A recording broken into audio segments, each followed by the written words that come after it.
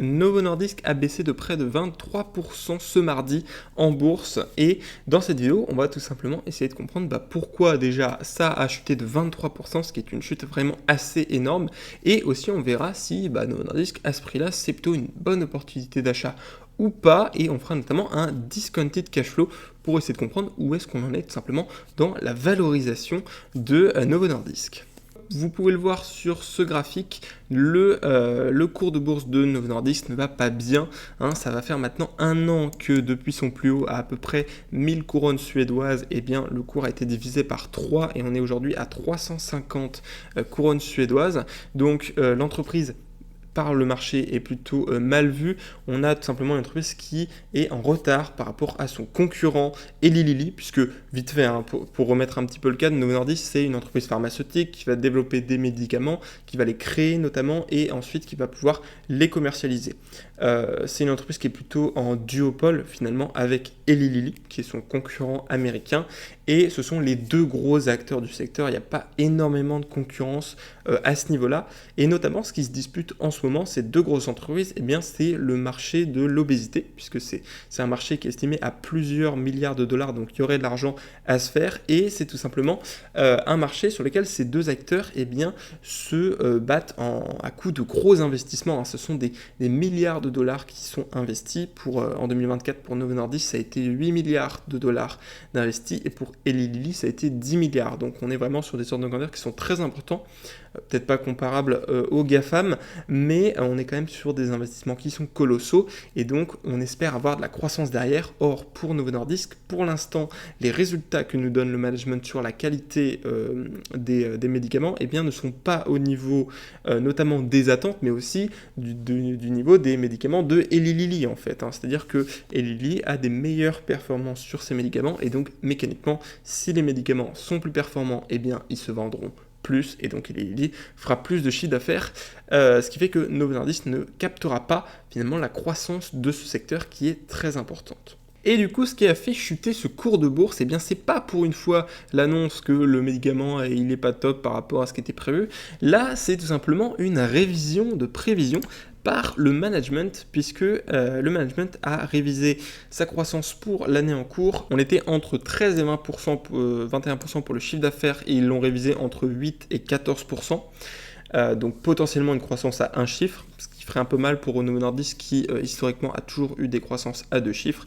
Et pour son bénéfice d'exploitation, on passerait de 13 à 24% à 10 à 16%. Donc là aussi une baisse assez notable, même si pour les bénéfices on resterait à peu près 10%. Alors moi personnellement, les prévisions, que ce soit les prévisions des analystes ou les prévisions du management, c'est pas nécessairement quelque chose que je regarde énormément lorsque j'investis dans une entreprise. Donc j'aurais tendance à pas forcément surréagir à ce genre d'annonce, puisque le management peut se tromper tout simplement, ou peut réagir un petit peu prématurément, mais quand même c'est assez inquiétant le fait que le management le poste en plus quelques jours avant la publication des résultats. Peut-être que ça cache quelque chose d'encore plus grave et qu'ils vont nous annoncer finalement une baisse du chiffre d'affaires. Ça ferait un peu mal au cul. Bon, rien n'est sûr, mais voilà. Deuxième chose, pour essayer d'amortir un petit peu la chute, le management a nommé le nouveau CEO, qui sera donc Maziar Mike Doustdar, un peu compliqué à dire, mais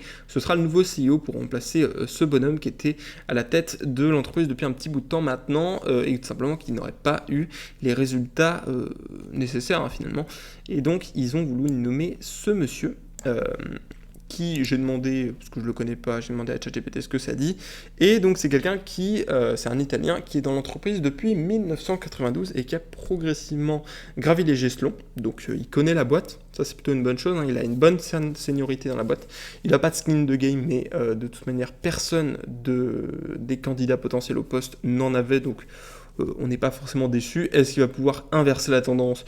On l'espère. Maintenant, est-ce que c'est lui qui va trouver le remède contre l'obésité tout seul ? Je pense pas. De toute façon, il y a des équipes de chercheurs qui travaillent nuit et jour là-dessus. Donc, c'est pas non plus l'annonce d'un nouveau CEO qui va tout changer. Mais c'est toujours intéressant de voir que tout simplement le board réagit en fait à l'échec de la boîte et essaye de donner une nouvelle impulsion. Évidemment, on a vu tout ça, le cours de bourse, mais il faut toujours se poser la question de par rapport aux bénéfices, ça donne quoi? Et donc c'est ça qu'on va regarder, c'est toujours important. Par rapport au free cash flow, tout simplement, on serait aujourd'hui à un free cash flow un ratio free cash flow de 21. Donc pas hyper élevé, surtout en fait par rapport aux moyennes historiques, on est vachement bas, on a rarement été à ce niveau-là, on est à un niveau qui n'a jamais été atteint depuis 2020, donc ça fait très longtemps.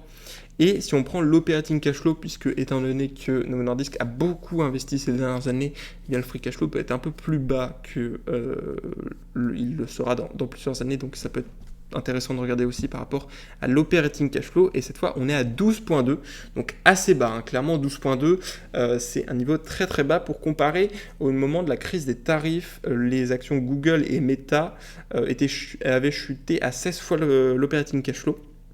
C'est notamment à ce prix-là que j'en avais acheté.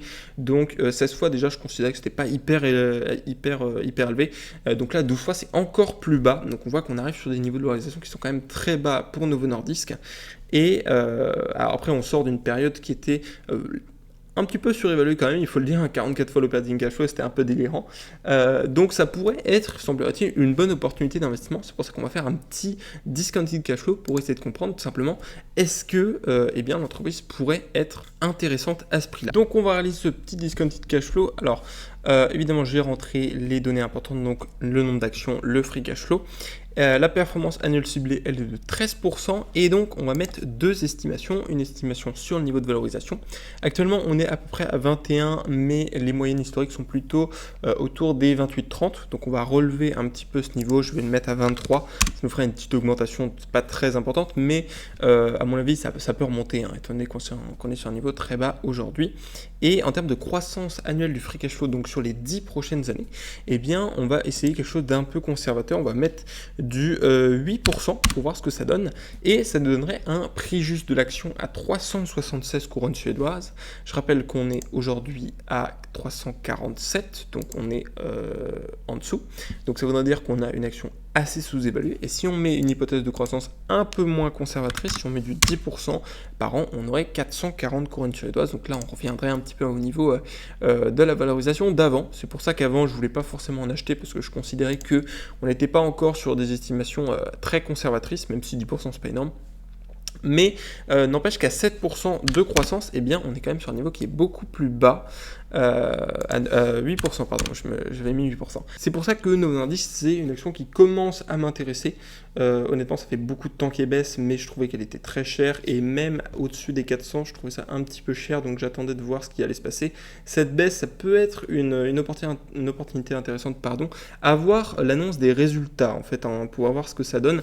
Et il faut dire aussi que Novo Nordisk, c'est pas un cas que j'ai hyper bien étudié. Il faut dire que c'est une entreprise quand même assez complexe à comprendre, puisque entreprise pharmaceutique, toujours il y a des tests cliniques, tout ça, qui ne sont pas forcément faciles à comprendre, mais l'important c'est de comprendre comment eux ils vont gagner de l'argent, c'est pas de comprendre le principe en soi, et d'essayer d'avoir confiance aussi dans le management et dans l'équipe de recherche, puisque l'important c'est plus que de comprendre, c'est d'essayer d'avoir confiance et d'avoir un management compétent qui sait où il va et qui prend les bonnes décisions, ce qui pour l'instant pour Novo Nordisk ne semble pas avoir été le cas, mais je vous rappelle quand même que si on prend du coup les finances de la boîte, hein, si on regarde, et le chiffre d'affaires, on est sur une croissance très linéaire et très continue depuis très longtemps, donc ça il n'y a aucun problème. Si on prend le net income, pareil, et si on prend l'operating cash flow, c'est pareil, on a une super croissance, donc à ce prix-là, Novo Nordisk semble être une action qui est une bonne opportunité d'investissement. À voir comment ça va évoluer. Dites-moi votre avis en commentaire. Est-ce que vous considérez que Novo Nordisk aujourd'hui c'est une action intéressante, ou est-ce qu'on est loin d'avoir touché le bottom et que ça peut encore descendre bien plus bas?